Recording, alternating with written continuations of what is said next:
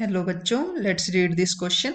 The question says a metal M radially forms water soluble sulfates MSO4, water insoluble hydroxide MOH2 and oxide MO, which become inert on heating. The hydroxide is soluble in NaOH.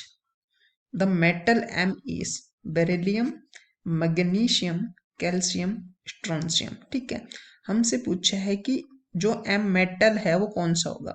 देखो सारे के सारे alkali earth metal है। हमारे पास है beryllium, magnesium, calcium, strontium. ठीक है, ये है सेकंड हमारे ग्रुप के एलिमेंट। ठीक है, अब देखो ये जो पॉइंट दे रखा हमें, the hydroxide is soluble in NaOH। देखो इन सब के हाइड्रोक्साइड बनाऊंगा मैं, मान लो ये हाइड्रोक्साइड बना देता हूं इधर। ये बनेगा BeOH2, ये क्या होगा MgOH2, यहाँ पे होगा CaOH2,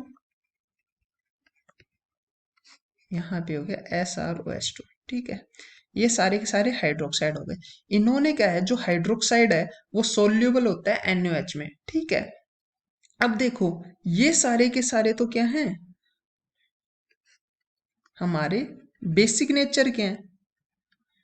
ठीक है, और जो बेरिलियम होता है वो क्या होता है, एम्फोटेरिक नेचर का। ठीक है, अब देखो बेस को हम बेस में थोड़ी डिसोल्व कर सकते हैं। ठीक है, क्योंकि हमारा एसिड बेस में डिसोल्व होगा, तो बेस किस में डिसोल्व होगा, एसिड में। तो ये जो बेरिलियम होता है यहाँ पे वो क्या होता है, हमारा एम्फोटेरिक नेचर का। अब इस बेरिलियम ऑक्साइड में, बेरिलियम हाइड्रोक्साइड में को हम डिसोल्व कर सकते हैं NaOH में।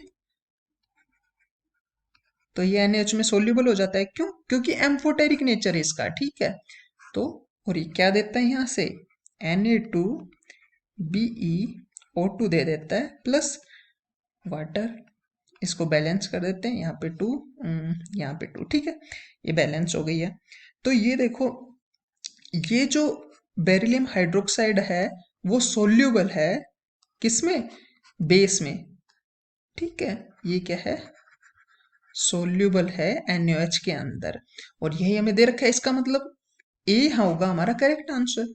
ठीक है, और पॉइंट्स को भी डिस्कस कर लेते हैं। देखो जो की पॉइंट है वो हमें यही नोट करना है, क्योंकि ये डिस्टिंग्विश कर रहा है कंप्लीटली कि हाँ भाई एम्फोटेरिक नेचर है, इसीलिए सिर्फ NaOH को सोल्यूबल कर पाएगा। ठीक है, के अंदर सोल्यूबल हो जाएगा सिंपली।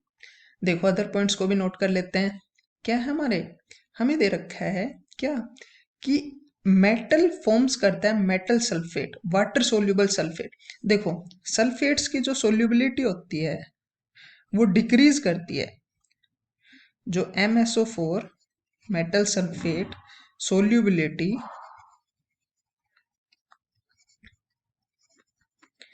डिक्रीज करती है हमारी टॉप टू बॉटम। ठीक है, जब ऊपर से नीचे आ रहे हैं तो सोल्यूबिलिटी ऑफ सल्फेट की सोल्यूबिलिटी वाटर के अंदर डिक्रीज कर रही है। ठीक है, ये चीज हमें ध्यान रखनी है। इसका मतलब हमारा वाटर सोल्यूबल सल्फेट है, तो इसका मतलब water soluble top to bottom decrease हो रही है। इसका मतलब कोई टॉप में से ही होगा, जो भी मेटल होगा अपना। ठीक है, वही सोल्यूबल होंगे अपने।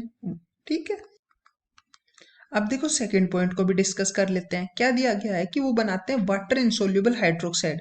देखो जो मेटल हाइड्रोक्साइड की सोल्यूबिलिटी होती है, जो इनकी सोल्यूबिलिटी होती है वो इंक्रीज करती है टॉप टू बॉटम। इसका मतलब ये नीचे वाले ज्यादा सोल्यूबल होंगे हाइड्रोक्साइड एज कंपेयर टू ऊपर वाले के।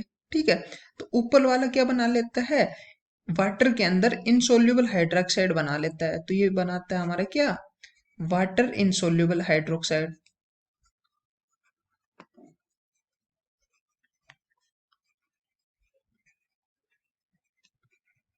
ठीक है, तो जो हमारा करेक्ट आंसर हो जाएगा वो इसमें होगा बेरिलियम। इसमें हमें पॉइंट्स को पकड़ना है।